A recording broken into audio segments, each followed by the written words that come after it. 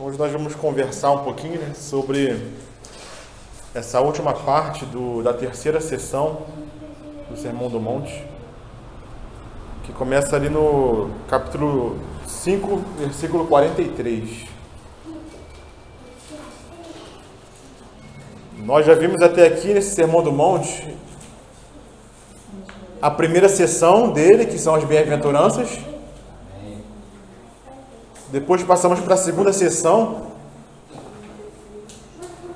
que fala da luz do mundo e do sal da terra, aquilo que nós temos que ser. A primeira sessão fala do nosso caráter, né? Aquele caráter que nós temos que ter, das bem-aventuranças. Essa segunda sessão fala de quem nós somos em Cristo e nesse mundo, né? E essa terceira sessão que nós estamos finalizando fala da nossa relação com a lei.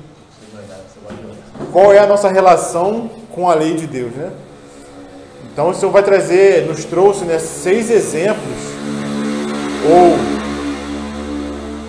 ou 6 ilustrações da lei, nos ensinando como nós devemos nos comportar diante da palavra do Senhor, diante dos mandamentos do Senhor. Não da forma que os fariseus se comportavam ou interpretavam, mas da forma que o Senhor interpretou a lei, né? Sempre ele usa essa fórmula, né? Ouvistes o que foi dito pelos fariseus, ou pelos antigos, pelos anciãos. Porém, eu vos digo. Então, existe uma maneira correta de interpretar a lei de Deus.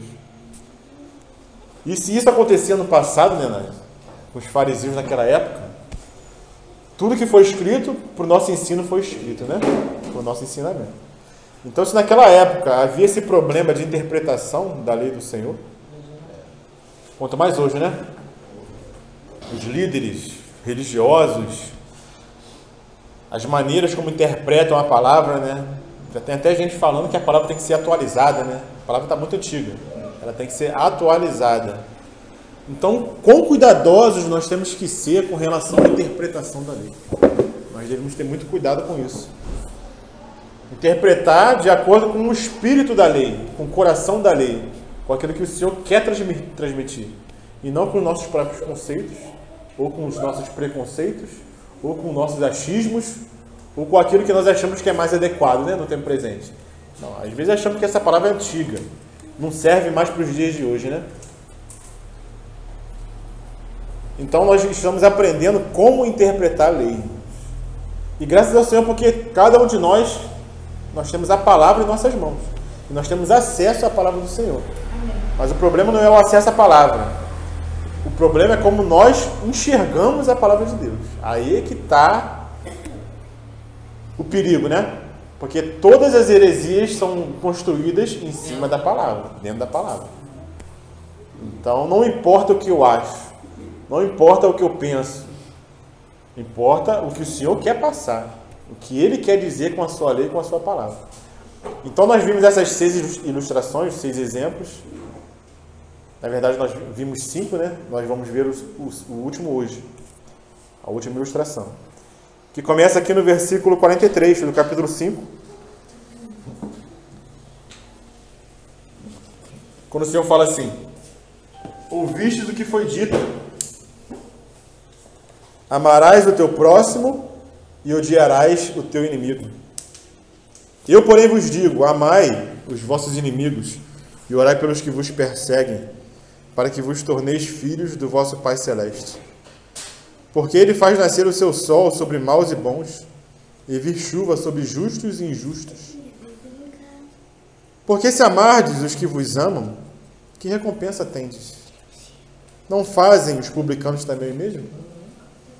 E se saudardes somente os vossos irmãos, que fazeis demais? Não fazem os gentios também o mesmo? Portanto, sede vós perfeitos, como é perfeito o vosso Pai Celeste. E curiosamente, o Caleb me perguntou hoje, né? Não sei por que ele me perguntou isso. Pai, o Senhor é perfeito? Ele perguntou para mim. No princípio, essa pergunta é fácil de responder, né? Claro que eu não sou perfeito, simples. Não tive dificuldade nenhuma de responder essa pergunta para ele. Mas aí ele veio com uma segunda pergunta. Eu não sei como que os irmãos responderiam. Eu respondi para ele. Aí a segunda pergunta que ele fez foi a seguinte: tem como a gente ser perfeito? Essa pergunta é profunda. Tem como a gente ser perfeito? E eu não vou falar o que eu falei para ele por enquanto. No final eu respondo para os irmãos. Mas é uma pergunta difícil. Porque o Senhor fala: sede perfeitos, como é perfeito o vosso Pai Celeste. Vamos ver o que o Senhor quis dizer com isso, né? Então essa é a terceira parte, né, do Sermão do Monte, como eu falei anteriormente. Primeira parte, bem-aventuranças. Segunda parte, vós sois o sal da terra, luz do mundo. E essa terceira parte, quando o Senhor introduz, dizendo que ele não veio abrogar a lei, não veio anular a lei, mas veio cumprir. E fala que se a nossa justiça não exceder em muito a justiça dos fariseus e dos escribas, nós jamais poderemos entrar no reino dos céus. Aí inicia a terceira sessão. E finaliza desse jeito: sede perfeitos, porque o vosso Pai Celestial é perfeito. Então, como nós vimos na ministração anterior, quando nós falamos da questão de dar a outra face, se alguém te esbofetear numa face, dá também a outra. Se alguém quiser tomar a sua capa, dá também a sua túnica. Se alguém quiser que você caminhe uma milha, caminhe também a segunda milha com ele. E o Senhor vem nos ensinando como nós devemos reagir às afrontas que nós recebemos, né, do mundo. E aqui, nessa ministração de hoje, quando ele fala em amar, isso nos mostra não somente uma atitude negativa de receber a afronta, dar a outra face, andar mais uma milha. Isso é uma atitude negativa. Nós recebemos, somos passivos. Mas aqui ele já fala de uma atitude positiva, de uma atitude ativa. E André? Amém? Que nós devemos amar o próximo, e não só o próximo. Nesse próximo, o Senhor inclui também os inimigos, aqueles que nos odeiam e aqueles que nos perseguem. Então é sobre isso que nós vamos tentar aprender do Senhor como amar. E nós fizemos um estudo aqui, né, um prolongado, sobre a questão do amor. Né? Os irmãos que participaram lembram bem que a gente levou várias reuniões falando sobre o amor do Senhor. Os irmãos que participaram podem lembrar, né?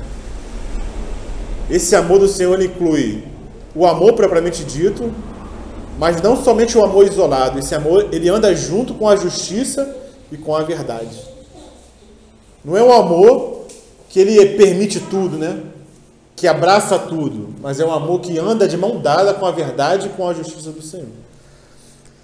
Então, agora o Senhor ele vai mais profundo, né? Dizendo que nós temos que amar os nossos inimigos. Isso é complicado, né, Nancy? Amar o inimigo. Amar o próximo. Assim, o irmão, né? Já é difícil. E quando eu cheguei aqui, o Nazi comentava, né, sobre umas histórias do passado. Comentava ali que tinha até cadeirada na reunião dos irmãos, né? Quando era sistema, você lembra? Nos anos 60. Os irmãos da Assembleia geral. Reunião de irmão, briga, cadeirada. E já teve, irmãos. Eu sei que conta meu pai, né? Meu pai conta, né? Que em reunião assim, de denominação, de reunião dos irmãos, né, responsáveis, tinha que ter até segurança armado. Porque o negócio era feio. Entendeu? Isso com o irmão. Imagina amar o inimigo. É. Acaba virando uma guerra de poder, né? Sim, sim. Eu penso assim, eu acho assim, Então, o quanto nós temos que aprender do Senhor, né? Amar o inimigo. Mas vamos lá, vamos avançar. Ninguém nunca tinha falado dessa maneira até então, irmãos. Ninguém na religião, na política no passado, até então ninguém tinha falado dessa maneira, de amar o inimigo. Ninguém nunca falou nisso. E o Senhor vem com aquele ensinamento. Não é só amar o teu irmãozinho que está próximo, não. Aquele que você gosta. Se a nossa justiça não exceder em muito a dos fariseus e dos escribas, nós não entraremos no reino do céu. Aí o Senhor vem ensinando. Você tem que amar o seu inimigo, né? Tremendo. Tremendo, radical e revolucionário, né? No melhor sentido da palavra. A palavra revolucionário hoje tem outro sentido, né? Então, o que a lei dizia sobre isso? Da onde que os fariseus tiraram isso? Que eu tenho que amar o meu próximo, mas odiar o meu inimigo. Se a gente procurar na palavra, no Antigo Testamento, não existe esse mandamento. Lá em Levítico não tem, Números não tem, Êxodo não tem. Moisés não deixou isso escrito em lugar nenhum. Da onde que eles tiraram isso? Nós também vamos ver, né? Então, lá em Levítico, capítulo 19, versículo 18, ali dizia o seguinte: não te vingarás, nem guardarás ira contra os filhos do teu povo. É isso que é recomendável. Mas amará o teu próximo como a ti mesmo. Eu sou o Senhor. Levítico 19, 18. Então, a interpretação que os fariseus faziam, eles acrescentavam essa parte de odiar o inimigo, porque na palavra não existe isso, né? Então, sendo assim, na época de Jesus, os fariseus, os escribas, os zelosos da lei, né, eles defendiam justamente isso, que era a obrigação do judeu odiar os inimigos. E eles achavam que assim, odiando o inimigo, eles estavam agradando a Deus. Então eles tinham isso como uma obrigação. Por isso que tem os homens bombas radicais. Os radicais, né? E eles odiavam os inimigos, não, odiavam os romanos, odiavam os samaritanos, odiavam os gentios de modo geral, né? Com esse espírito mesmo. O Nádio está citando a passagem que os discípulos falam para o Senhor, né? Com relação aos samaritanos. Aquele discípulo amado. Tão tranquilo. João, né? E o irmão dele, né? Ele que falou para dizer fogo. Se eu não me engano, acho que foi o irmão dele também. Aí eles perguntam para o Senhor, né? Senhor, o Senhor quer que a gente ore para o Senhor mandar fogo descer do céu e destruir todo mundo aqui? Por quê? Porque eles consideravam os samaritanos como inimigos. Então, eles achavam que estavam fazendo bem para o Senhor, agradando o Senhor, odiando os seus inimigos. E eles não entendiam quem era o seu próximo. Quem era o meu próximo que eu tinha que amar? Porque eles falavam, ame o seu próximo, mas odeie o seu inimigo. Então, quem eles consideravam o próximo? Quem era o próximo? O próximo para eles tinha que ser judeu, para começar. Então, todo o resto era inimigo. Se não fosse judeu, era inimigo. Então, eles só amavam o judeu. Eles só cooperavam com o judeu, só faziam o bem para o judeu. E dentre os judeus, só quem pensava igual a eles. Igual os fariseus, igual os saduceus, igual os sacerdotes. Quem pensasse diferente já também não era digno de amor, entendeu? Ou seja, eles reduziam cada vez mais quem era o próximo. Tinha que ser judeu, e dentre os judeus tinham que ser aqueles que concordavam com ele, né? Ou seja, faziam aquela conhecida panelinha, né? Graças a Deus que aqui no nosso meio não tem isso, né? Porque nós somos poucos também, não tem como fazer panelinha, né? Mas quanto mais cresce, aí começa a se formar as panelinhas, os grupinhos. Não, a gente dá panelada aqui. Pega a panela e dá panelada, né? Então eles reduziam cada vez mais quem era esse próximo. E lá em Levítico 19:34 fala assim, para nós entendermos quem é esse próximo, né? Como natural será entre vós o estrangeiro que peregrina convosco. Ou seja, qual a recomendação do Senhor? Aquele peregrino que não é judeu, aquele que estava no meio dos judeus, os judeus tinham que tratar ele como natural, como se fosse alguém do povo, porque aquele estrangeiro escolheu estar entre os judeus. Então o Senhor fala, você tem que tratar ele como natural, como se fosse um irmão teu. Amá-lo-eis como a vós mesmos, pois estrangeiros foste na terra do Egito. Eu sou o Senhor vosso Deus. Então a recomendação do Senhor era para amar o estrangeiro como se fosse o próprio judeu. Mas o judeu considerava o estrangeiro o quê? O inimigo. E esqueciam dessa parte da lei do Senhor, né? Então quem é o próximo? Quem é o próximo que nós devemos amar? Quem é esse nosso próximo? Muitos têm dúvida, né? E foi justamente isso que perguntaram para o Senhor, né? Quem é o meu próximo que eu devo amar? E muita gente hoje tem dúvida também. Quem é esse nosso próximo que nós devemos amar? Então o nosso próximo, irmãos, é toda pessoa que nós temos a possibilidade de ter um relacionamento. Ou já estabelecemos um relacionamento, ou temos a possibilidade de estabelecer um relacionamento. Seja esse relacionamento bom ou ruim, não interessa. Se esse relacionamento é bom com essa pessoa ou ruim. Teve um relacionamento, essa pessoa é meu próximo. Eu tenho a possibilidade de ter um relacionamento, essa pessoa é meu próximo. Ou seja, um mendigo que está na rua que eu não conheço, mas eu passo por ele, já existe a possibilidade de um relacionamento. Existe a possibilidade de eu parar e fazer alguma coisa e falar alguma coisa. O meu vizinho que coloca um som alto e me incomoda é o meu próximo, porque eu tenho relacionamento com ele. Então quem é o nosso próximo? Qualquer pessoa que nós temos a possibilidade de ter um relacionamento, seja quem for. Seja ruim ou seja boa. Aí pensemos, alguém que está lá no Japão, na China, que eu não conheço. Essa pessoa é meu próximo? Não é, eu não tenho possibilidade de demonstrar o meu amor ou o meu ódio para com ela. O próximo é justamente isso, quem está perto. Essa é a ideia do próximo. É quem está perto. Então quem nós devemos amar? O nosso próximo. Quem é o nosso próximo? Qualquer pessoa que nós temos essa possibilidade de demonstrar o nosso amor. Não importa quem seja. Seja aquele que faz mal pra gente ou aquele que faz o bem pra gente. Então, esse que é o nosso próximo, né? Eu ainda estenderia que O próximo não é é o literal. próximo. Não é, mas eu não acho que seja literal, não. Acho que seja assim, que pode ser uma pessoa que passou também, né, pela sua vida e você a considera. Não geograficamente falando. Entendeu? Não, sim, claro. Porque se ela passou pela sua vida, você já teve a possibilidade. Ela foi próxima Sim. e continua sendo mesmo não Sim, tão sim. na tua Deixa visão. essa pessoa passar, mesmo que seja um dia, uma semana, você não veja mais. É o teu próximo. Ela já passou. Você teve a oportunidade de demonstrar o amor por ela, ou o ódio, ou algum tipo de relacionamento. Não, porque enquanto o Michael fala, a gente vai passando tudo, é como um filme, né? Aí eu tô falando, tem um bocado aí que a gente foi próximo. Porque justamente o que essa irmã falou é importante por quê? Porque essa pessoa que passou pela sua vida, você tem possibilidade, no mínimo, de orar por ela. Sim, sim. Porque você conhece. Você não vai orar por alguém que você não conhece. Como você vai orar por um Paulo que não sei de onde que você não conhece? Não tem como, né? Você vai orar por essa pessoa, porque ela já passou pela sua vida, você teve um relacionamento com ela, então você tem essa possibilidade. Então o Senhor nos traz uma parábola. Eu não vou me aprofundar nela, porque os irmãos já conhecem. Que é a parábola do samaritano. Ele fala, né, que esse samaritano ele foi atacado, né, foi roubado. E ficou ali naquele caminho como se já estivesse quase morto. E passou por ele quem? Passou um judeu. Passou um escriba.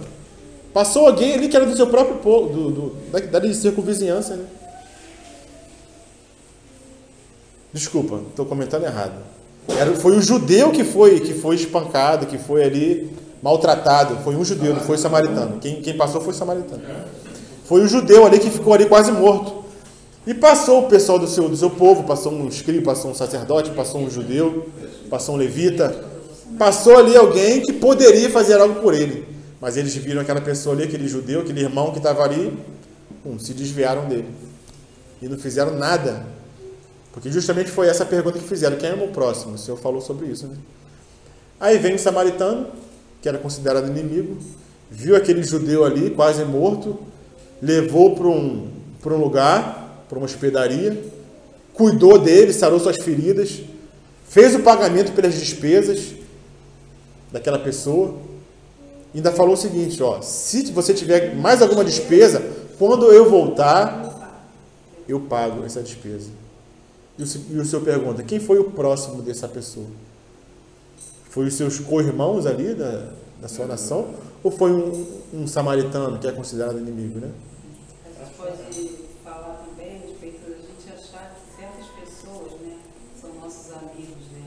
Na hora da necessidade, você vê que quem supre mesmo sua necessidade não são quem você acha. Muitas vezes é alguém que você nem conta, né? Você nem espera daquela pessoa ter aquela reação e ela tem. É totalmente contrário, né? Sim. Assim, gente, né, não esperava isso. Então é justamente isso, irmãos. Esse samaritano, ele considerou o seu inimigo, que era um judeu. Porque os judeus tinham inimizade com o samaritano e a recíproca era verdadeira. Os samaritanos também tinham inimizade com os judeus. Mas ali ele viu que um judeu estava necessitado. E ele foi lá e demonstrou amor para com esse judeu, né? E essa ajuda que ele deu para o judeu foi para alguém que não conseguia suprir a sua necessidade. Ele não conseguiria se ajudar. Então quem é que nós temos que ajudar nesse sentido? É aquele que não tem a possibilidade.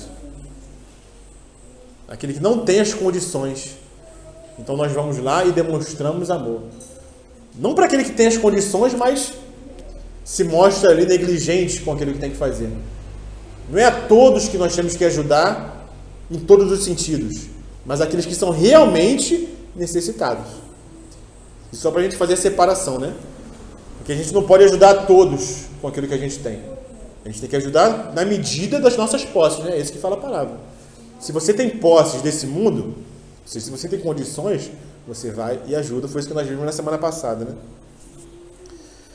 E o amar, a questão do amar, ele tem que ser na prática. Tem que ser uma prática e não somente de boca. Porque o amor, ele não é um sentimento. O amor é uma prática, é uma ação. Muitos vêm para um relacionamento, a gente pode citar o casamento, né? Compreendendo que o amor é um sentimento. E o amor não é um sentimento. O amor é uma decisão. Uma decisão de amar. Uma decisão racional. Pô. Uma decisão pensada. Eu quero amar, independente do que a pessoa é para mim, independente do que a pessoa faça para mim. Porque não foi isso que o Senhor fez para conosco? Ele nos amou de uma tal maneira que ele fez o quê? Ele fez algo. Ele não só amou de boca. Ah, eu te amo. É uma ação. O amor é uma prática. O amor é uma ação. E aqueles judeus, aquele levita, pregavam o amor, mas quando viu alguém necessitado, passou ao largo. Não teve a prática, não teve a ação. Então era um amor só de boca. Mas aquele samaritano amou de verdade. Ele teve uma ação, ele teve uma prática. Então o amor não é um sentimento. Aqueles que vêm para o relacionamento esperando ser amado, quem fala isso é o irmão Romeu Bornelli, já entrou num relacionamento de forma errada. Se você vem para o relacionamento buscando ser amado pelo outro, já começou errado.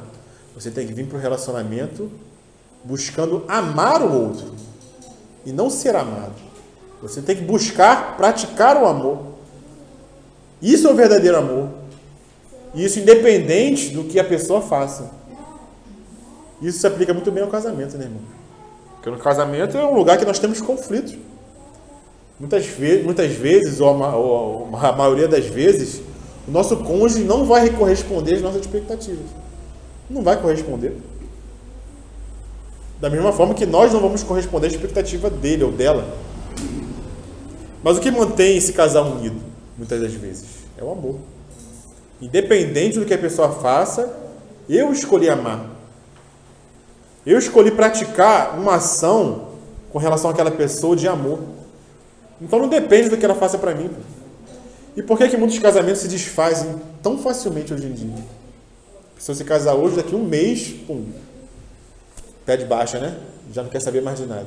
Porque não existe amor. Não existe essa decisão de amar, né? E essa questão não era algo novo que o Senhor estava trazendo, né? Era algo que já estava no Antigo Testamento. Ajudar o pobre, amar o estrangeiro. Isso era o espírito da lei que os fariseus não entendiam, não compreendiam e se fixavam somente na letra. Somente na letra. Né? Então, por que eles consideravam os outros os seus inimigos?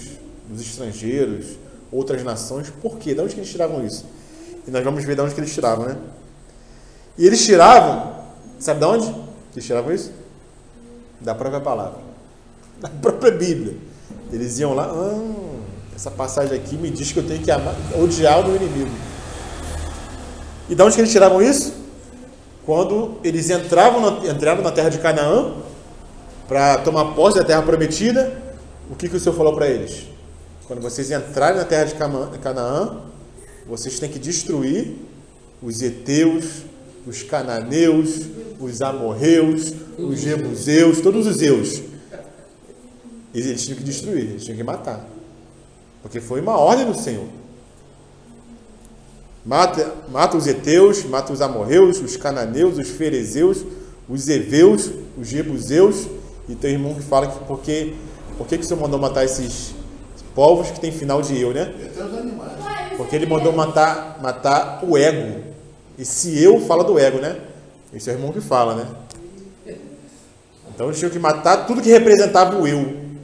tudo que representava o ego. Então tinha que matar o Eteu, o Amorreu, o Fariseu, o Fariseu já é outro, né? E quando o Senhor também mandou matar a totalidade dos amalequitas, né? Quando ele falou para Saul, Saul, vai guerrear contra os amalequitas e você vai destruir todo mundo. Todo mundo. Então daí eles tiravam isso, que eles tinham que odiar o seu inimigo, dessas ordens do Senhor, né? E eles tiravam esse entendimento também dos salmos imprecatórios. O que são salmos imprecatórios? O que é essa palavra, imprecatório? Imprecatório é quando você roga e amaldiçoa alguém. Isso é imprecar contra alguém, né? Você jogar uma maldição. Você rogar uma maldição. E existem vários salmos imprecatórios. Que Davi fala de amaldiçoar aqueles que não são do Senhor, aqueles que amaldiçoam o povo de Deus. Tem vários salmos assim. Eu vou pegar só um exemplo do Salmo 69. Que são salmos imprecatórios. Porque tem justamente essa natureza. De jogar uma maldição, né?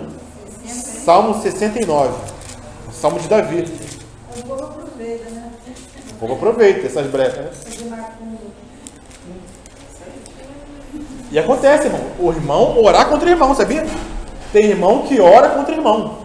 O senhor vir lá... Oração contrária. Oração contrária. Salmo 69. Eu vou ler a partir do versículo 22, quando o Davi fala assim, ó. É 69. 69, 22. Torne-se a sua mesa diante dele em laço, e para a sua inteira recompensa em ruína. Escureçam-se-lhes os olhos, para que não vejam, e faz com que os seus lombos tremam constantemente. Derrama sobre eles a sua indignação, e prenda-os o ardor da sua ira. Fique desolado o seu palácio, e não haja quem habite nas suas tendas.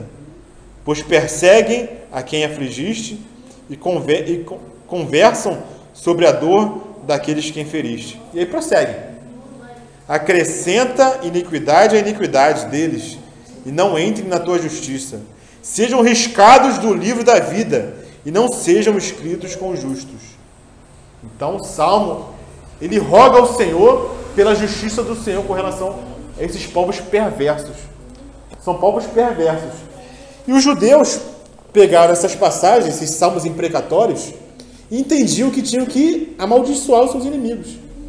Amaldiçoar essas nações que não faziam parte do povo judeu.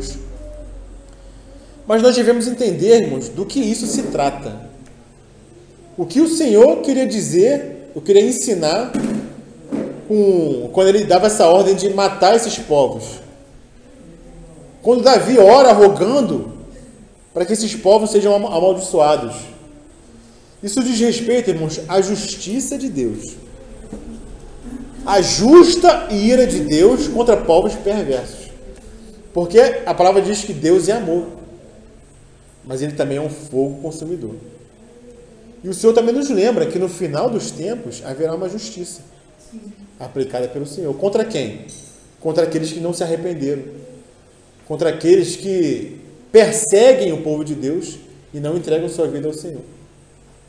Então eles entendiam esses salmos imprecatórios, essas passagens do Senhor, como se fosse um mandamento para que nós devêssemos odiar a toda e qualquer pessoa que nós considerássemos nosso inimigo.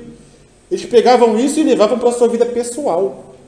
Eles tratavam como algo pessoal. Se você é meu inimigo, eu tenho que te odiar. Mas era justamente isso que o Senhor estava falando? Não era isso.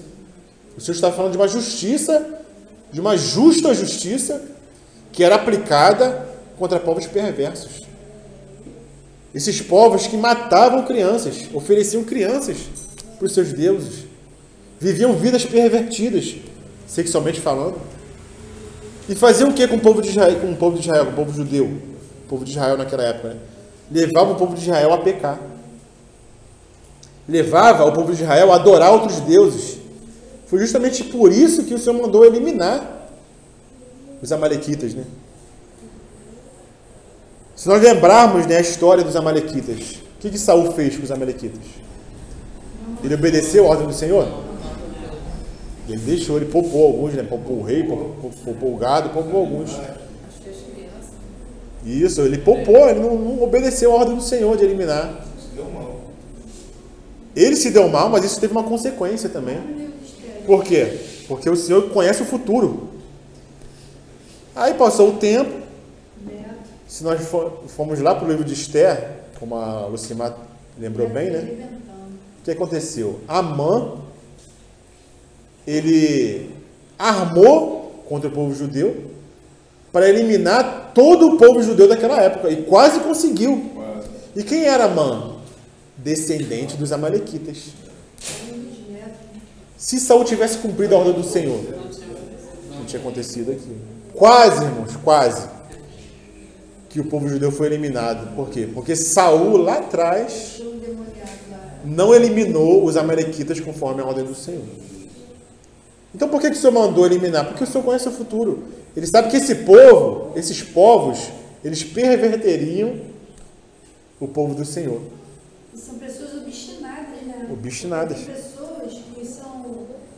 Depois eu queria até, assim, aquela questão quando o Paulo fala, se possível, tem de paz com todos. Se possível. Então, assim, amar, mas com vigilância, né? Como você está falando, até para ajudar. Porque tem pessoas que são obstinadas em matar o outro, em destruir o outro. Sim. Então, a gente precisa pedir muito a Deus sabedoria dele, até para lidar com esse tipo de gente, porque, né, para que Deus mostre, né, para a gente não ficar com as vendas. No final de tudo, como nós vamos ver, independente de qualquer coisa, nós temos que amar. Sim. Independente de qualquer coisa. Eu entendo que tem que amar, mas tem que pedir a Deus. Amar com sabedoria. Amar com sabedoria. A gente vai de ralo, porque a gente é pecador também. Sim, sim. E é cega, né? O inimigo vem e te cega. Mas a gente não pode confundir o quê? O que eu estou tentando explicar? A gente não pode confundir o amor de Deus com a justiça de Deus. Sim. Por quê? Porque o Senhor... Não nos pertence, né? Que não nos pertence. Não somos É igual quando ele fala, né? Não nos pertence ao Senhor. Comer, né? Se tiver fome, se o inimigo tiver fome, dá de comer. Se Pô. tiver sede, Dá de beber. A respeito de ser inimigo. Amém, amém, que os irmãos estão afiados. Estão afiados. Então, o que acontecia no passado? A gente vai vendo, né? Muitas vezes, o próprio Senhor, o próprio Deus, aplicava a sua justiça. Ele mesmo lá aplicava. Pá, Sodoma e Gomorra. Ele foi lá e aplicou. Dilúvio. Foi o próprio Senhor que foi lá e aplicou a justiça. Mas muitas outras vezes, o que o Senhor fazia? Ele usava o povo de Israel para aplicar a sua justiça contra outros povos. Sim. Como ele fez muitas vezes. Então o Senhor pode ele mesmo aplicar a justiça, ou pode usar o povo de Israel, como ele usou muitas vezes para aplicar a justiça. Mas isso não quer dizer que o povo de Israel tinha que odiar toda e qualquer nação.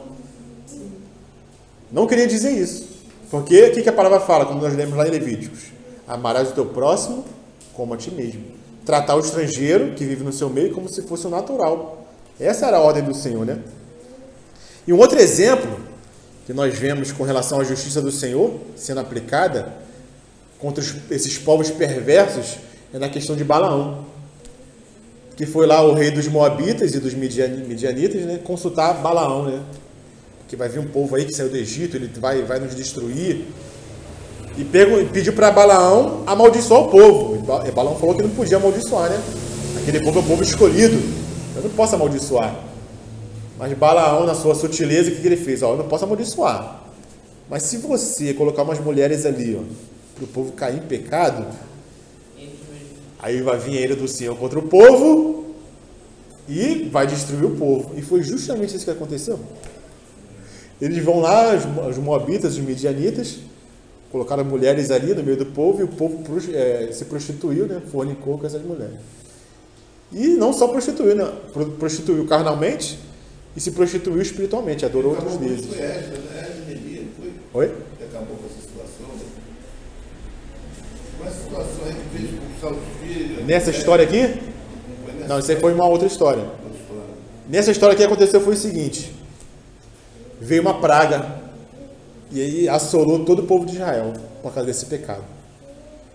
E o neto de Arão, que é Finéias, isso está lá em Números 25, ele vendo isso, o que ele fez? Ele pegou da sua lança e traspassou o judeu com a mulher que ele tinha se prostituído. Foi lá na tenda dele, foi lá e varou os dois. E o que o Senhor falou lá em Números 25? Vamos abrir lá. Finéias, neto de Arão, ele não tinha nada pessoal contra esse judeu. Ele não tinha nada de ordem pessoal. O que ele tinha contra? Ele não tinha nada. Mas ele aplicou a justiça de Deus com relação a ele. Pessoalmente ele não tinha nada. Ele não odiava essa pessoa, esse judeu. Mas ele aplicou a justiça de Deus. E o que o Senhor fala em relação a isso? Números 25, versículo 7. Números 25, 7. Falou assim, ó. Vendo isso, Finéias, filho de Eleazar, filho de Arão, o sacerdote, se levantou do meio da congregação e tomou uma lança na sua mão. E foi após o varão israelita até a tenda e o atravessou a ambos, ao varão israelita e à mulher, pela sua barriga. Então a praga cessou sobre os filhos de Israel. E os que morreram daquela praga foram quantos, irmãos? 24 mil. Olha só o que esse povo estrangeiro conseguiu fazer com o povo de Deus. 24 mil. Então o Senhor falou a Moisés. O que o Senhor falou a Moisés dizendo? Finéias, filho de Eleazar, filho de Arão, sacerdote, desviou a minha ira de sobre os filhos de Israel, pois zelou o meu zelo no meio deles, de modo que no meu zelo não consumi os filhos de Israel. Portanto dize, eis que lhe dou o meu concerto de paz.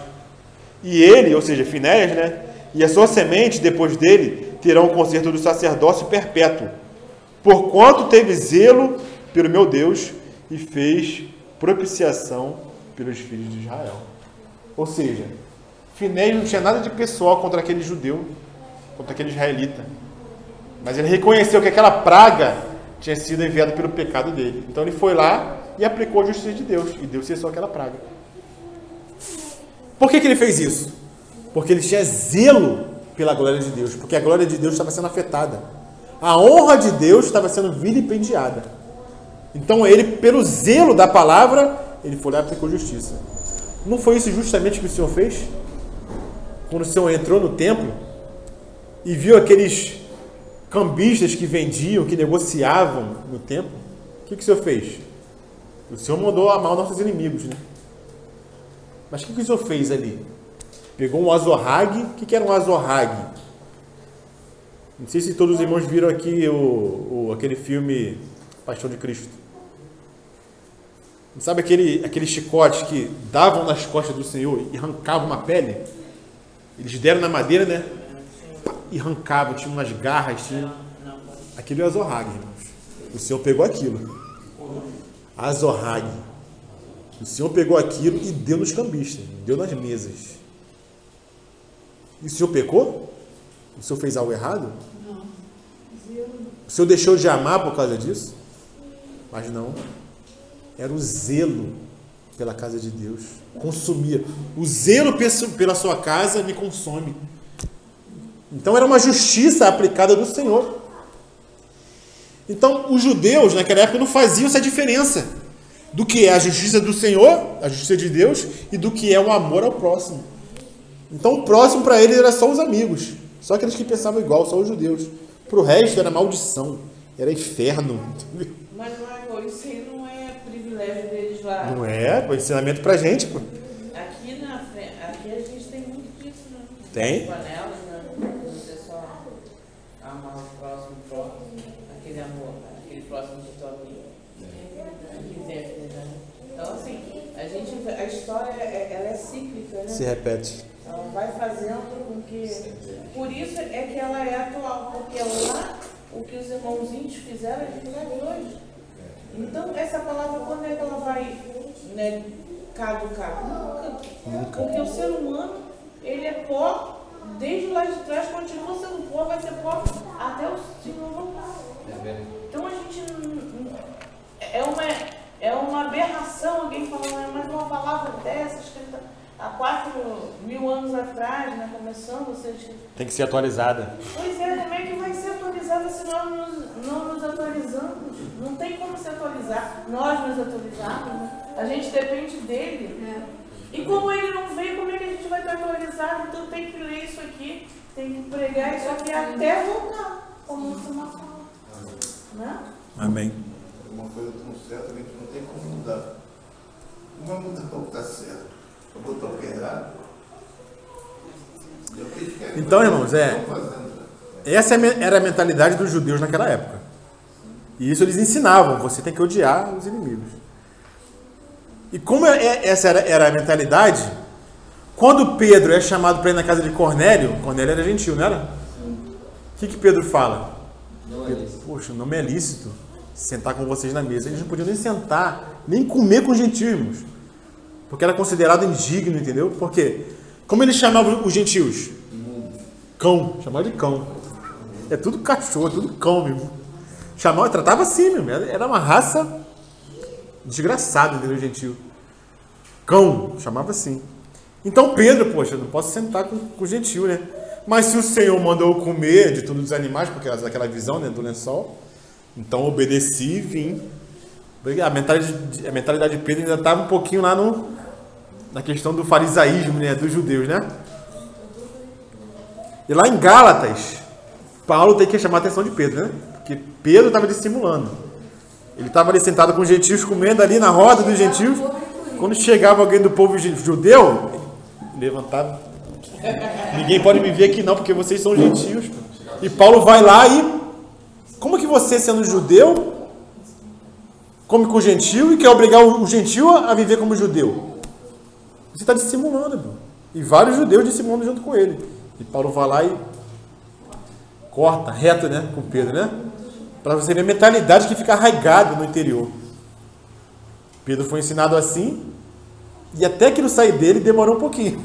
E Cornélio era um homem justo. Pô, Cornélio era justo, morava, pô. Cuidava dos teus, né? E ainda teve visão também, né? É, as orações dele eram ouvidas pelo Senhor, né? As orações eram ouvidas. Então foi justamente isso que a irmã falou hoje em dia, né? Hoje existe todo tipo de separação, né? Qualquer um é meu inimigo, meu. Por causa de raça, por causa de sexo, por causa de igreja, por causa de extrato social. Ele é rico, eu sou pobre. Não deixa o filho casar com gente. Não deixa, pô. Até hoje não deixa. Por causa de política. Pô, o pessoal da família vira inimigo por causa de política. Por causa de ideologia. Por causa de briga de WhatsApp. Falando não sei o quê, religião. Aí a gente fala assim, se te morderem na escola, você morde também. Morde de volta. Não é assim? Olho por olho, dente por dente. Se te baterem na escola, não vem pra cá chorando. Você Eu chega... ensino também isso mesmo. Se defender. A gente fala se defender. Eu falo pro Caleb se defender. Não virar saco de pancada, não. Virar saco de pancada, não. Tem que se defender. Mas tudo isso tem que ter uma base embaixo. Ele sabe o pai que tem. Jamais ele vai achar que o pai dele está falando aquilo para ele ir. Jamais ele vai agredir de forma gratuita, entendeu? Não vai. Entendeu? Agora, a gente cansa de ver, né? Na porta da escola. Se te morder, você morde também. Se der um soco no olho, dá E é uma pessoa que não tem conhecimento da palavra, né? Tem todo o contexto atrás. Mas não está na natureza da pessoa. Criar, né, um filho já para fazer com que o inimigo dele já receba, né? É verdade. E isso que a gente falou semana passada, né? Se a gente quiser aplicar a justiça, a gente vai aplicar de forma desequilibrada. Sim. Se alguém me der um soco no olho, eu vou querer arrancar a cabeça dele. O ser humano é assim, né? Ele não vai dar vai ter uma justiça equilibrada, uma justiça justa. Ponderada. É igual corrigir o filho, né? O Senhor diz que você não pode nunca corrigir um filho com ira. Com ira, pô. Não. Com ira você não presta. Você vai passar do limite e você não vai ensinar. Esse negócio de colégio é muito difícil. Tem uma menina que se Porque eu brigava. batendo. Entendeu? Porque como é que eu ia fazer? Eu ia apanhar de cavaquinha, todo moleque que apanhava de cavaquinha, todo mundo batia dele. Todo mundo que viu que não reagiu, eu ia ser mole. Até aquele bobalhão batia. O moleque não reagir, eu vou ensinar. É complicado. Aí, olha, a gente tem que ensinar realmente a palavra, né? Tem que ensinar a palavra. Mas tem um limite, né? Com a Porque palavra, isso aí faz sentido. Sem a palavra, vira fera mesmo. Você vira fera. Você vai virar aquilo que o teu pai está te orientando. Porque a carne não produz nada de bom. Não produz. A gente não é bom. Só mesmo no Senhor que a gente consegue Sim. amar o inimigo, amar o É verdade. próximo. às vezes a carne grita, aí você Não, e quando a criança chega em casa e fala que Nossa. Quer tirar satisfação, né? que apanhou na escola, né? Ou que algum coleguinha Gabriel, meu filho, chorou uma vez com assim, a boca da criança. Nossa, como eu chorei. Como eu chorei, porque eu vi que faltou um pouco para tirar um pedaço da bochecha dele. Aí eu chorei, fui na escola, expliquei, né? Gente, ninguém viu como é isso. Aí veio falar que era um menino que estava naquele momento, os pais divorciando, e ele estava fazendo tudo aquilo para a escola, né? Mas que a mãe veio pedir perdão, sabe? Porque eu comecei a chorar, me deu uma dor, a dor que ele me sentiu, né? Com 3 aninhos. Não só a dor, mas não tinha você para defender lá, entendeu? Então, assim, mas eu fui lá, falei, a mãe veio, sabe? Então teve todo um contexto. Eu não falei para o Gabriel fazer aquilo, sabe? E foi se acalmando, né? A turma foi se acalmando, foi todo mundo tentando compreender o momento do menino e passou, sabe? Passou. É, porque se pagar o mal por mal. Nossa, imagina. Aí, O negócio piora, né? não reina nunca. Degringola, né? Como fala aí, né? Não reina, não. Então, como alguém citou aqui, não sei se for citou, inclusive na igreja tem esse tipo de inimizade, de divisão, né? Sim. E a gente vê isso como, na prática? As denominações. O que são as denominações? São inimizades que houve no passado. Discordâncias que houve no passado. Divisão. A gente vê lá na igreja de Corinto, né? Um achava que era de Paulo, outro de Pedro. E tratava como inimigo. Como a gente citou aqui, né? Uma era de Pedro, outra de Paulo, outra era de Apolo, outra era de Cristo. E a divisão começou... Mas teve os de Pedro também. Tinha o de Cefas, né? O de Pedro. De Cefas. Então se dividem por qualquer motivo. Ah, eu acho que o Senhor vai voltar antes da tribulação. Eu acho que vai ser depois. Pum, dividiu. Ah, eu acho que o pão da ceia tem que ser com fermento. Eu acho que não tem que ser com Mas a fermento. gente veio de uma divisão também aqui, esse tipo de... A gente caiu num momento histórico que a divisão já está estabelecida. Já está estabelecida. Não foi a gente que criou a divisão. Período da graça, é onde nós estamos hoje. A divisão já está estabelecida. Foi a época que a gente Não, nasceu. mas eu falo da gente aqui, comunidade mesmo. Vou contar a história, Comunidade, começando nos né? anos Se a 60. gente veio de uma divisão, entendeu? Eu creio que não. Eu creio que não. Veio de uma divisão do sistema. Porque a gente não criou outra denominação. Rompemos com o sistema. A gente voltou para o âmago da palavra. Saúde do sistema. Eu não criei algo da minha cabeça. Ah, eu tenho que... O batista, eu acho que tem que batizar, então eu virei batista. Ah, eu acho que a igreja tem que ter presbítero, então eu virei presbiteriano. Entendeu? As divisões... Guardar o sábado. Oi? Tem que guardar o sábado. Virou adventista. Tem que guardar o sábado, virou adventista. Então ele criou uma doutrina e se dividiu por causa de uma doutrina da mente do homem, entendeu? Aí causa divisão. Isso é Agora, divisão. na cabeça deles, a gente dividiu. E a gente, na verdade, a gente nem dividiu, a gente está afastado. Desigrejou. A gente fez aquilo que o Senhor fala lá em Apocalipse. Na cabeça deles, né? Quando o Senhor adverte lá em Apocalipse. Sai dela, povo meu. Povo meu. O Senhor recomenda, sai dela. Sai dela. Não participe dos mesmos erros que a Babilônia está promovendo, entendeu? Então você fala, sai dela.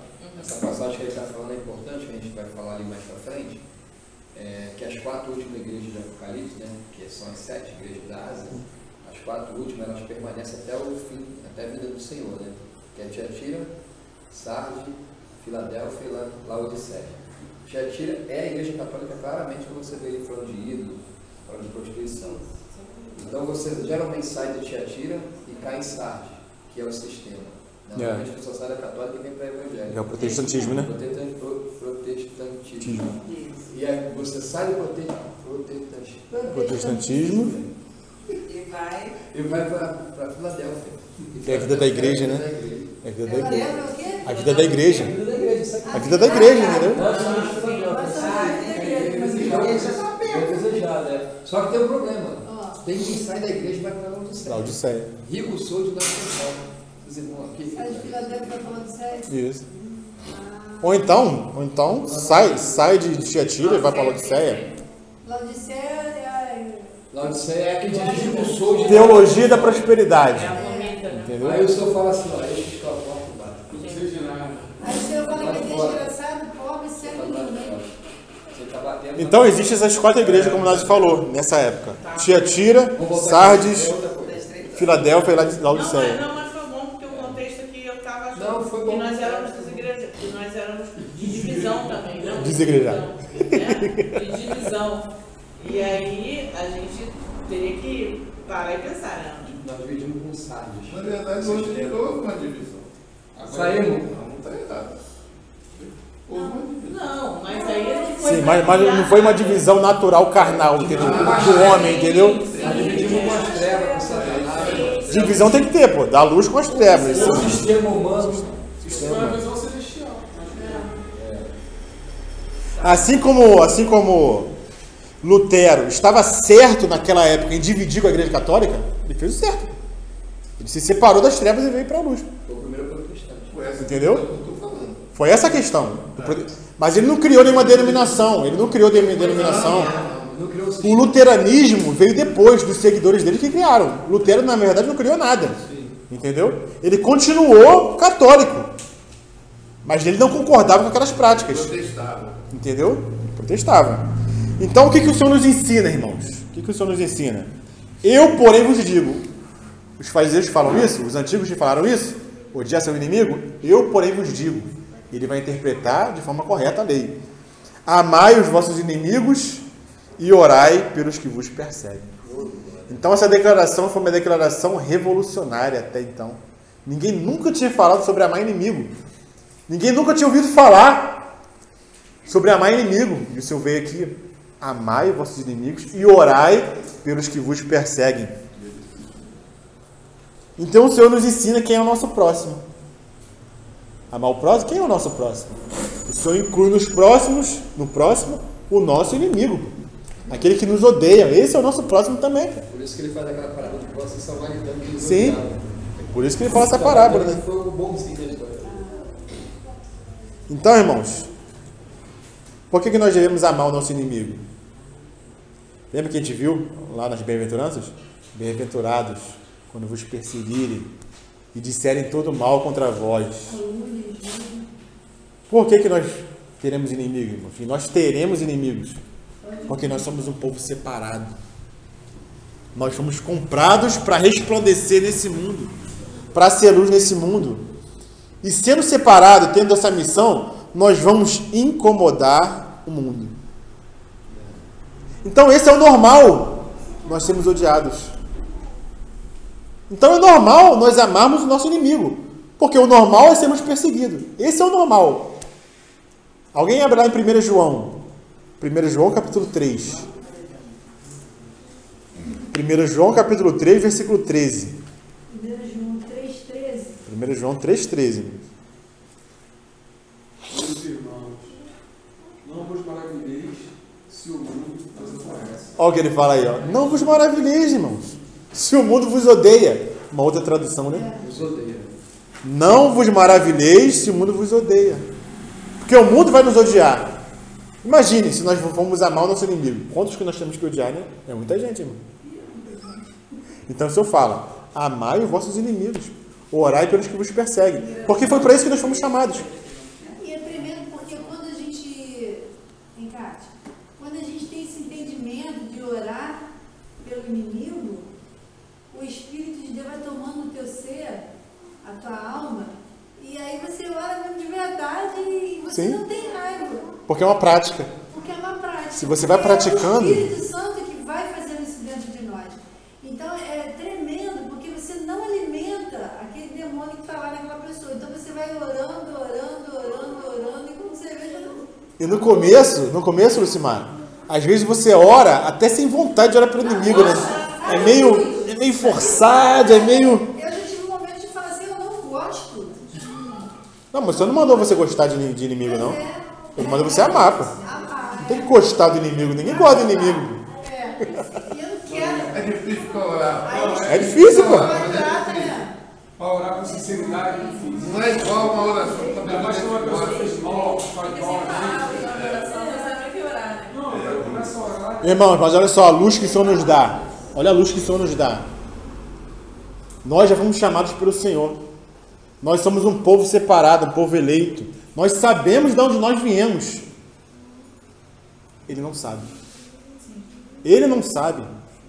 E nós sabemos a condição dele, porque nós estamos na luz. E ele nas trevas. Nós compreendemos a situação dele. Pô. E nós sabemos que um dia nós estávamos lá. na situação dele. Então, quando a gente tem esse entendimento, caramba, só no Senhor. É um exercício. Porque na mente, vamos supor, o Nádio não fez algo de ruim. Aí o que acontece? Eu tenho que orar pelo Nádio agora. Só que no meio da oração, fala assim, caramba, eu tenho um desejo ruim em relação ao Nádio. Eu estou orando para o Senhor abençoar, mas na hora vem aquele sentimento ruim.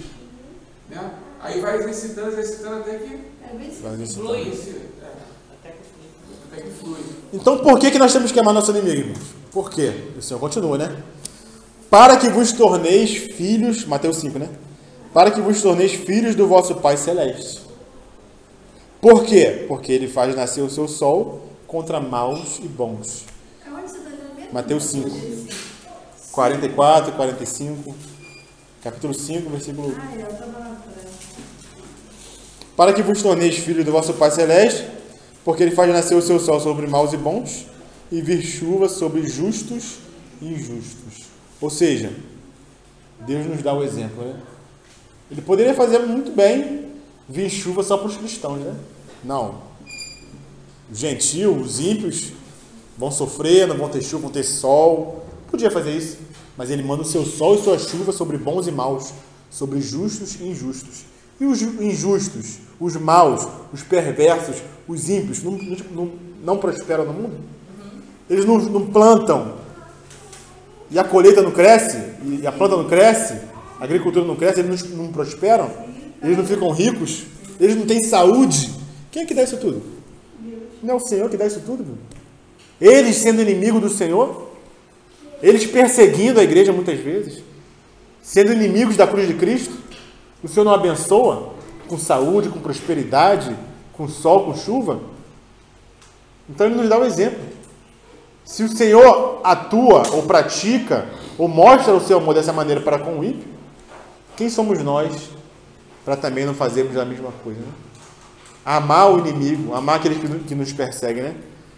Porque assim nos tornaremos filhos do nosso Pai. A gente não tem que ter a percepção de que algumas coisas não são dadas pelo Senhor para eles. Eles buscam em outros lugares. Sim, eles não buscam no Senhor. Eles não buscam. Não buscam. E eu não creio que tudo seja do Senhor dando. Sim, a prosperidade dele muitas vezes é do Senhor. Porque se o Senhor não faz chover, como que ele vai prosperar? Sim, mas se o Senhor não der saúde, Porque a gente vê hoje, né, pessoas fazendo aliança com o inimigo. Sim. E a gente sabe que esse inimigo, até um certo limite, ele pode fazer alguma coisa para dar. Pode. Então, assim, nem toda a prosperidade que a gente vê neles vem do Senhor, vem. Em última análise, Sim, eu entendi o que você falou. O Senhor permite lá, né? O Senhor muitas vezes usa Satanás. Sim, tá. Satanás é um servo do Senhor. Mas em última análise, quem permite a prosperidade é o Senhor. É Ele que permite. Porque a gente ouve muito falar, porque fulano tem aliança com o inimigo, né? E aí ele faz prosperar. Tem muitos artistas, né? Muitos ricos, muitos famosos. Fazer um exemplo, Desi Gonçalves, mulher rica, desbocada, miserável, desgraçada, que o demônio tem para não ter, viveu até quantos anos? 60 e poucos anos. Às vezes eu e você, uma pessoa de 70 vai embora. O irmão Dino, irmão precioso, irmão. 60 Irmão Marconi. Sim. Entendeu? Aquele Jonathan Eduardo morreu de 75. Sim. Então ela foi abençoada e vivia até 102 anos. Né? Por causa da miséria. E qual é o nome disso? Na teologia existe um nome para isso. Se chama graça comum. É a graça comum do Senhor para com relação a toda a humanidade. Toda a humanidade usufrui dessa graça comum. É perfeito, né? Sim. Mas isso para ela é um problema, porque, digamos que se um dia ela pudesse estar com Deus, né, ela vai só ouvir a sentença no dia do trono branco ali, ela vai saber que Deus vai botar no coração dela, sabe o quê? Dele tempo para se arrepender. Dele até 102 anos. Sim. Por que tu não se Porque Tem mais tempo que você, ele tem um propósito para cada Ó, eu te dei tudo de bom. Te dei tempo, te dei prosperidade, te dei conforto. E nem assim Porque ele é tão justo que ninguém vai poder dizer. Ninguém vai poder falar nada. Porque essa questão da posição com a questão do dinheiro, de se dar bem, até a gente vê muito crente agora, né? Então, o negócio desgovernou, né? Então as pessoas estão enriquecendo muito usando a palavra de Deus. Muito. Muita coisa. Então, não vão poder dizer, né? Porque o Senhor não avisou, né? É justamente aquela história que o senhor conta Não tem desculpa. Sim, aquela história que o senhor fala do rico e do Lázaro, né? O rico, quando teve aqui, teve tudo de bom, mesmo. E Lázaro teve só males. Até tem um salmo de Asaf que fala também, né? Quase que meus pés escorregaram, de tanto que ele via a prosperidade do rico. Sim, é. Aí quando eu li isso... É um salmo imprecatório. Eu tava no momento Esse difícil, também, eu né? falei, Ele vê o meu ímpio Deus, assim, como é que pode? Porque você vai olhando, tá dando tudo errado pra você. Aí quando ele... Não, aí o salmo de Asaf, o Senhor me salvou ali, sabe, naquele momento, porque ele falou assim, ele fez questão de levar Asaf e mostrar para Asaf aonde que ia parar aquele povo, né? Sim. Era tudo falso, era tudo, não era feliz nada, era tudo mentira, né? Tem uma passagem que diz que não vos individeis com a prosperidade do ímpio, né? Sim. O ímpio, ele prospera no seu mau caminho também, né? É um equilíbrio. Prospera. Não tem aquela parada que você falou do homem que prosperou e que destruiu o celeiro e fez celeiros maiores? Agora o teu rico é abastado. Folga, descansa, porque tem para muitos dias. O que o senhor fala para ele? Louco. Hoje mesmo te pedirão a sua alma. E o que tem guardado, para quem será? Entendeu? Acabou. Aqui em Romanos 12, na leitura da sua passagem aí, Romanos 12 diz assim: alegrai-vos na esperança, sedes pacientes na tribulação, perseverai em oração. E no verso 14 diz: abençoai aos que vos perseguem. Outra vez vos digo, abençoai e não amaldiçoai. Sim. Amém. Então nós não devemos nos alegrar com algo de ruim que acontece com o nosso inimigo, né? Muitos falam, bem feito, né? Bem feito. É meu inimigo mesmo, quer que se lasque. Não, nós não devemos amaldiçoar, né? Mas devemos bem dizer. E é claro que é um exercício, porque é difícil, né? E aqui é bom. Não é fácil, Porque né? assim, quando você deseja o mal, Vai retornar. vai retornar. Vai retornar. Tem pessoas que a gente ora todos os dias. Todos os dias para aquela pessoa, mas você não consegue orar todos os dias. De vez em quando, Eles dão... tem alguma coisa que ora para aquela Quando pessoa. o Judas estava lá na mesa com Jesus, o que ele fez? Ele tratou todo mundo igual. E ele sabia que Judas ia trair ele. Eu ia falar de Judas agora. Eu ia falar? É tremendo, porque quando ela foi falando, me trouxe a memória. Porque sim, Jesus sabia dele, né? Pode falar, mas Sabia. é tremendo. Não, fala o próprio Jesus, né? Quando ele estava exercendo seu ministério aqui, ele curou até gentios. Ele não curou só do povo dele. Ele curou todo tipo de gente. E curou até pessoas que não seguiram ele, que não creram nele, assim, no sentido de se converter, né? A pessoa foi curada e foi embora, mesmo. Foi viver a vida, entendeu? E lá em Romanos fala assim: mas Deus prova o seu amor para conosco pelo fato de ter Cristo morrido por nós, sendo nós ainda pecadores, sendo nós ainda inimigos. Nós sendo inimigos, o Senhor provou o seu amor como? Na prática. Como? Enviando o seu próprio Filho. Para morrer pelos inimigos, irmãos, pelos pecadores. Então Jesus recebe a todos que vão a Ele. Todos. O Senhor recebeu Mateus, que era um publicano, era considerado um inimigo, né? Por quê? Porque ele cooperava com os romanos na coleta dos impostos. O Senhor, ele amou quem, irmãos? Ele amou o ladrão da cruz. O ladrão da cruz que estava do lado dele ali, o que o ladrão falou? Senhor, lembra de mim, quando entrar no teu reino. O que o Senhor responde? Hoje mesmo estarás comigo no paraíso. O ladrão da cruz. O Senhor lembrou de Paulo, amou a Paulo, né? Paulo que perseguia a igreja, quando era Saulo, né? O Senhor amou Pedro, que o negou 3 vezes. O Senhor amou a mim, irmãos, que era inimigo do Senhor. O Senhor amou você, a cada irmão aqui. Quando éramos inimigos, Ele nos amou. Mas Ele nos amou quando era inimigo, irmão. Nem agora que somos dele. Quando éramos inimigos, o Senhor nos amou. Ele não lança ninguém fora que vai a Ele. Ninguém. Pode ser o pior. Assim, no meu entendimento, como o próprio Paulo fala, né, ele era o pior dos pecadores. Por quê? Porque ele perseguiu o próprio Senhor. Pelo meu entendimento, não há pecado maior do que esse, né? De perseguir a própria igreja do Senhor, o próprio Senhor. E Paulo, por isso que Paulo fala, eu era o pior dos pecadores. Porque eu persegui a própria igreja do Senhor. Então qualquer inimigo, qualquer pecado é perdoado pelo Senhor. Quando vem em arrependimento, né? Então, como nós somos cristãos, irmãos, agora nós devemos manifestar essa nova natureza que recebemos de Cristo. Porque ele continua, lá no capítulo 5 de Mateus. Porque se amardes os que vos amam, que recompensa tendes? Amo só o meu amigo. Não fazem os publicanos também o mesmo? E se saudardes somente os vossos irmãos, que fazeis demais? O que você está fazendo demais? Não está fazendo nada demais. Não fazem os gentios também o mesmo? Então o Senhor fala aqui de uma recompensa. O Senhor também, ele estava de olho numa recompensa. Ele fala que nós seremos recompensados. Quando seremos recompensados? Se a nossa justiça exceder a dos escribas e dos fariseus. Se fizermos o que eles fazem, amar só os que nos amam, saudar só os que nos saudam, convidar só os que nos convidam, porque se eu convidar ele, lá na frente ele vai me convidar para um banquete. Então a gente só convida quem nos convida. Fala disso, ninguém me convidou ainda, hein? Estou esperando o convite aí para almoçar. Então ele fala de uma recompensa. O Senhor fala de um galardão. Quando? Quando fazemos além. Sim. Quando fazemos a mais. Que fazer esperando em troca é mole.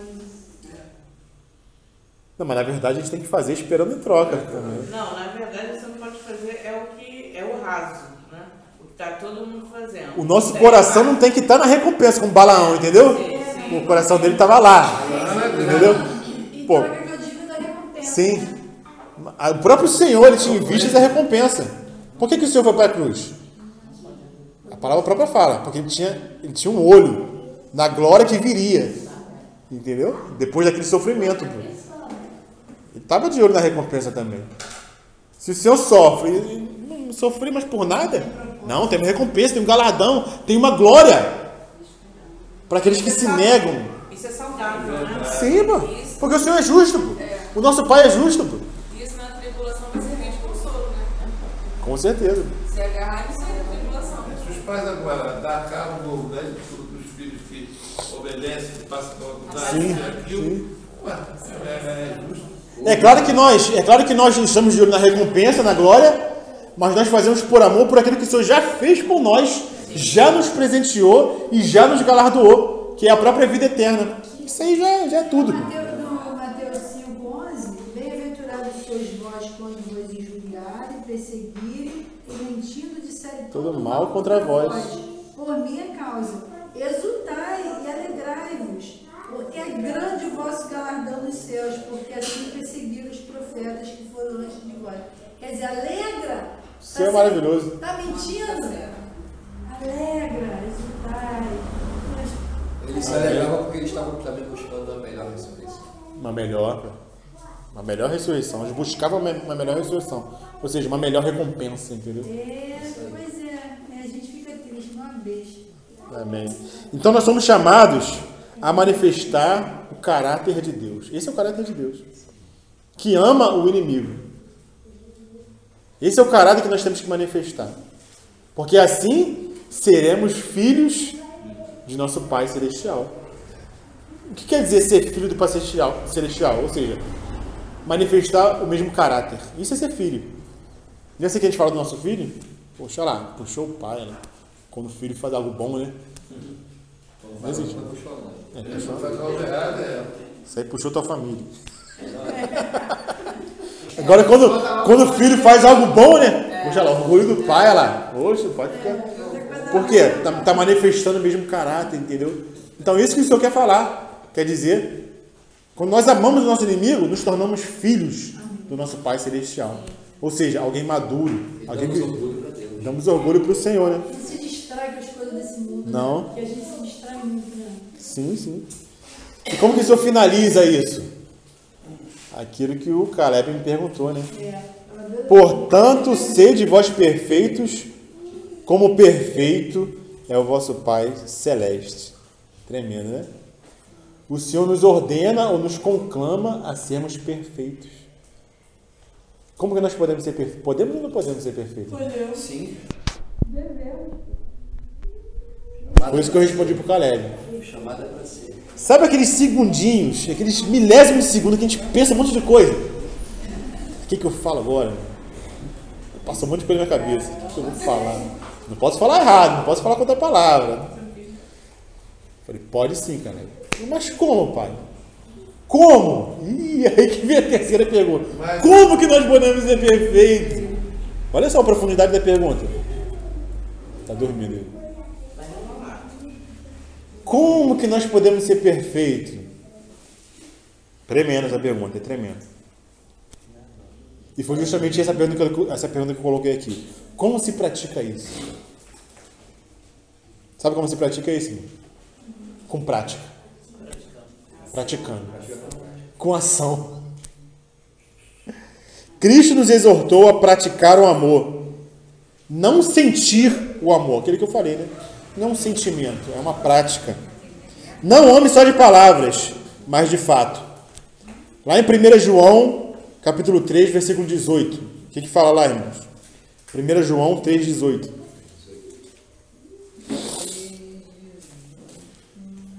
Meus filhinhos, não amemos de palavra, nem de língua, mas por obra e em verdade. Amém? Não é de palavra. O amor ágape, que é o amor sacrificial, jamais depende do que a pessoa faz para conosco, ou do que ela é para nós. Independe disso, é independente. Independe do que a pessoa faz, independe do que a pessoa é. Por quê? Porque Deus amou o mundo de tal maneira que deu o seu Filho unigênito para que todo aquele que nele crê não pereça, mas tenha vida eterna. O que a gente fez para o Senhor fazer isso por nós? A gente fez alguma coisa que agradou o Senhor para Ele dar o Filho para a gente? A gente fez algo digno? A gente não fez nada, irmãos. A gente vilipendiou a glória de Deus. A gente pecou contra o Senhor. A gente se rebelou contra o Senhor. E o que o Senhor faz em troca? Nos dá o seu Filho. Tremendo, irmãos. É tremendo. E o mundo hoje prega o quê, né? Independente do casal, que seja importante é que eles se amam, que eles são felizes.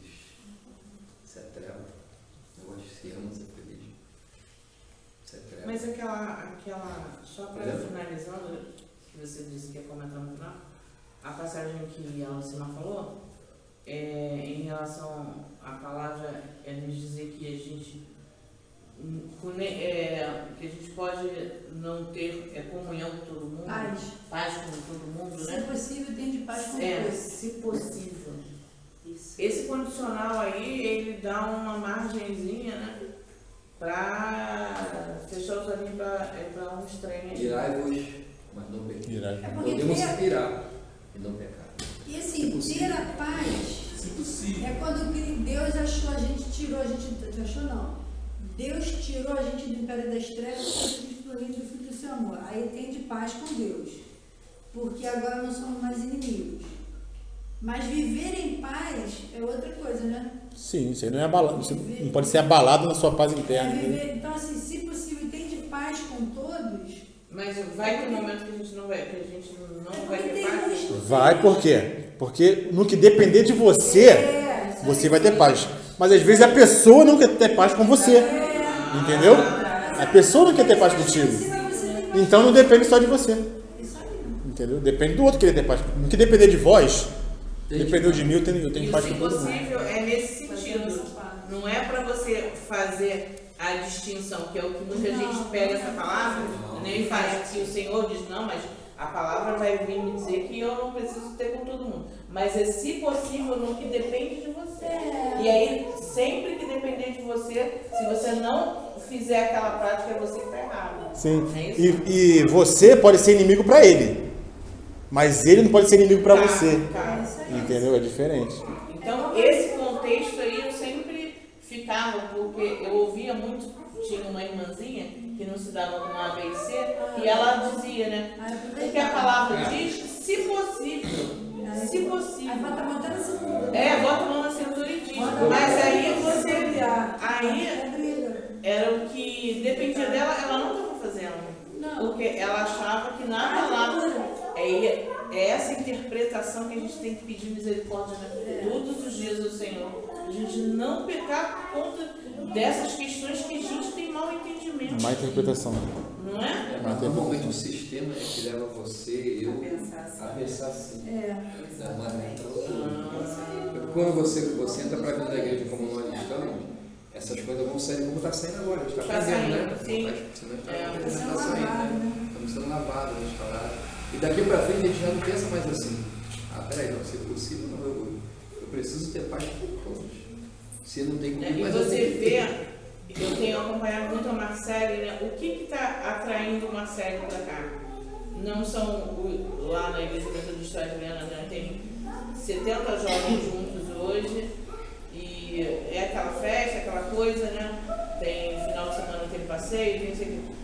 É exatamente essa necessidade que ela está tendo da palavra vindo da fonte. Porque lá ela ouviu atrás, né, tudo que a gente sabe do sistema, né, que é como esse exemplo, né, se possível. Aí tu tira da tua responsabilidade algumas pessoas. Então, eu não tenho necessidade de ter comunhão com ela, porque a palavra vai dizer. E ela hoje, ela está vendo através dos irmãos, né, que a situação é muito mais baixa, é muito mais complexa e muito mais simples. É um complexo que é simples. Entendeu? É uma coisa que flui e que você tem um entendimento muito melhor do que aquilo lá. Sim. Então, assim, glória a Deus, porque a gente tem podido participar disso, sabe? Amém. Era muito difícil e, assim, você não tem como explicar, você tem como viver. Você tem que vir aqui e participar e viver. E ela, logo no começo, ela está percebendo isso, que a gente traz de uma fonte boa, né? E quando você quer uma coisa que não é um todo, mas também não deixa de ser uma coisa que nos ajuda, mais no caso dela, porque o sistema ele tem uma estrutura que te balanceia. Sim. Até assim, cá para nós, posso falar para vocês que não são todos amigos, o Marconi ele teve essa dificuldade, a gente conversou muito e ele falou, cara, lá tem uns jovens que podem estar ajudando meus filhos e tal. Eu não usei na hora de falar para ele assim, irmão, mas espera aí, porque você não tem um filho jovem, se tiver filho jovem, filho e filha, e você está num lugar que é a visão também, né, digamos assim, né? E você tem uma certa estrutura que vai ajudar os teus filhos a crescer um pouco mais em Cristo, e entre nós naquele momento estava uma problemada terrível, né? Você balanceia, cara. Sim, você tem pai, o seu pai sabe. Salinha para o teu filho, todo estruturado. E dentro da visão, vamos dizer assim, dentro da visão, né? Se vocês forem entre nós, por exemplo, em Salvador, vocês vão entre nós agora, em São Lourenço, no Romeu Cornélio, em Goiânia, no Luiz Ponte, você vai ver estrutura acima de presbiteriana. Não estou aqui falando de estrutura, entendeu? Mas às vezes é bom uma pessoa, a tua filha, alguém no dia, e em Salvador, vamos lá na conferência em Salvador? Sim. Em abril, por exemplo, vai ter uma conferência em Salvador. Se quiserem, então convidado. Em abril agora vai ter em São Lourenço, em abril. Também tem São Lourenço no feriado. Tem vai ser em abril. Em Salvador, entendeu? Eu acho que é bom ela ir. É bom ir porque a gente. Senão ela pensa que a igreja, a vida da igreja. É isso aqui, exatamente. As inscrições já estão abertas para São Lourenço. Que é mais perto, né? É mais perto, É bom saber. Maravilhoso. Então é boa a pessoa sair um pouco.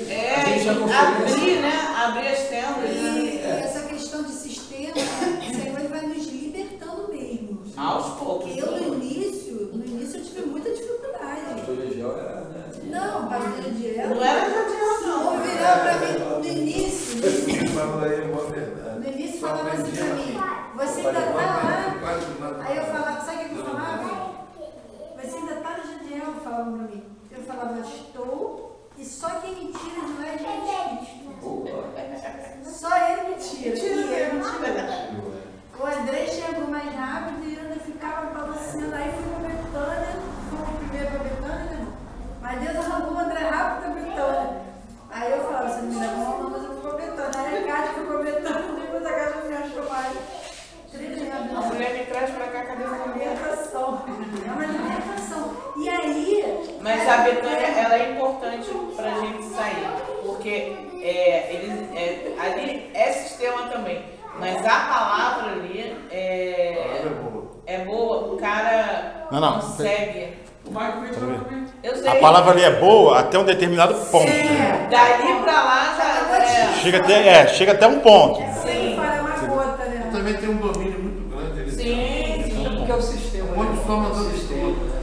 Aí depois passa, a gente não, Deus vai te libertando, você passa a não depender mais diante do Senhor. Assim, tem 2, glória a Deus, tem 3, glória a Deus. Você passa a praticar aquilo que o Senhor ensina, 2 ou 3 reunidos em meu nome. Porque antes é uma libertação. E eu fui entendendo isso, sabe? Violão, instrumento, eu senti uma falta de estrutura, né? Aquela estrutura. Nossa, isso aí acabava comigo. Tudo prontinho, né? Chega lá, só senta, pá. Não, ia adorar, me rasgar, sabe?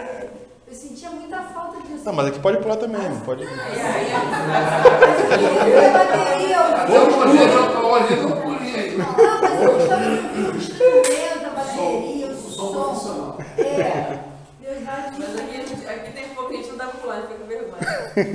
Então, irmão, na próxima reunião a gente combina, todo mundo vai pular então. Não, mas pra gente, né? Na Betânia, então, né? Na Betânia era o som limpinho. Aí fica escurinho, ninguém fica Nossa, aquele Foi a conversa de negócio de Muçulmano, de não sei o quê. muçulmano, babalô, orixá, não sei o que, vamos lá para falar no culto. Pô, aquilo ali é maçom, maçonaria, ele é maçom aqui não. Ele é maçom. O Marinho, aquele louvor puro, na presença. Sim. Pulava mesmo. Dormindo. E tinha um louvor que saltava montanha, eu salto montanhas, aí saltava. Aí eu andei E aí ele falou que a maçonaria que é verdade. Pô, isso aqui tem mais. Estava lá? Não, nesse dia não. Então, mas é que isso aqui dá muito trabalho. O que pular? Não, é muita responsabilidade. Dá trabalho, Quando responsabilidade. ele falou do E te confronta a crescer. Se você não crescer aqui, Tá só vai aqui. ser complicado. Quando ele Essa logo falou você. desse ponto, o que acontece?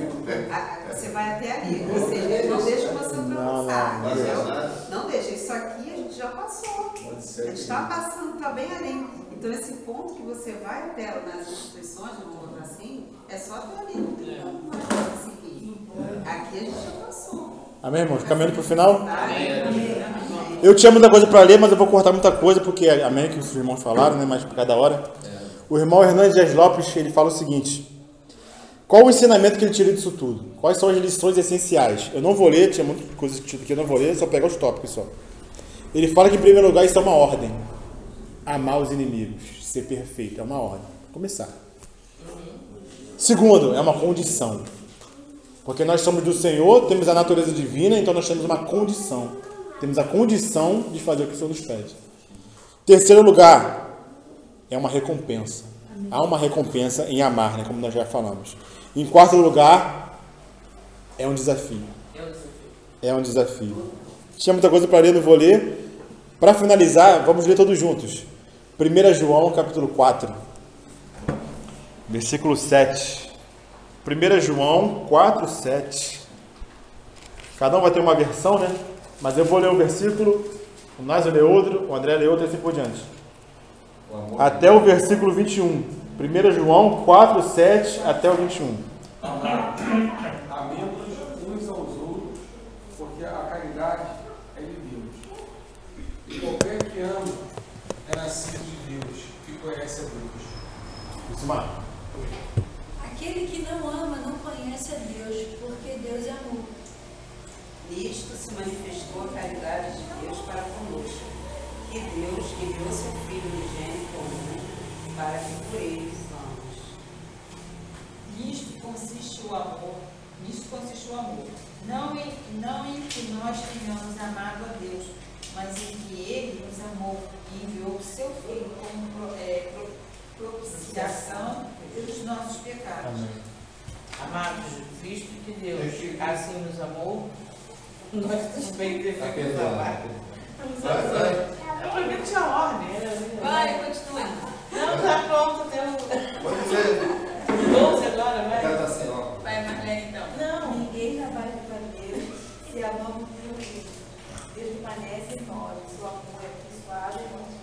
Amém. Nisto conhecemos que estamos nele, e ele em nós, pois que nos deu do seu Espírito. E vimos e testificamos que o Pai... Eu achei que você não ia ler por causa daí. Mas tá afiada. E vimos, testificamos que o Pai enviou seu Filho para Salvador do mundo. Se alguém confessa publicamente que Jesus é o Filho de Deus, Deus permanece nele e ele em Deus. E nós conhecemos e cremos no amor que Deus nos tem. Deus é amor. E quem está em amor está em Deus. E Deus nele. Nisto é perfeito o amor para conosco, para que no dia do juízo tenhamos confiança, porque como é Ele, somos nós também neste mundo. Na caridade não há temor. Antes, a perfeita caridade lança fora temor, porque o temor tem consigo a pena. E o que tem não é perfeito em caridade. Nós o amamos porque ele nos amou primeiro. Aleluia. Vamos ler todos juntos? O 20, o 21. Se Se alguém diz, eu amo a Deus, e aborrece seu irmão, é mentiroso. Pois quem não ama seu irmão, a quem viu, como pode amar a Deus a quem não vê? Ele nos deu este mandamento. que quem ama a Deus, ame também seu irmão. Perfeito. Então, sede perfeitos, como o vosso Pai Celeste é perfeito. Porque o vosso Pai Celeste é perfeito. Como nós podemos ser perfeitos, irmãos? A resposta que era muito feliz. Como? Amando o irmão e amando o próximo e amando o inimigo. Quando nós amamos, irmãos, nós somos perfeitos. Então nós podemos ser perfeitos. Quando? Quando amamos. Porque assim o Senhor nos amou. É dessa forma. Hoje foi... E eu não sei nem porque ele me perguntou. Porque eu não estudo alto. Era para você vir para... Eu não sei porque ele me perguntou. Amém. Quando o Mário falou que esse amor não é sentimento, é nesse sentido, né? De amar o inimigo. Porque o inimigo não vai entrar sentimento. Não. Não vai, é com ação. É com a ideia. Não tem como amar com sentimento com o inimigo. Aí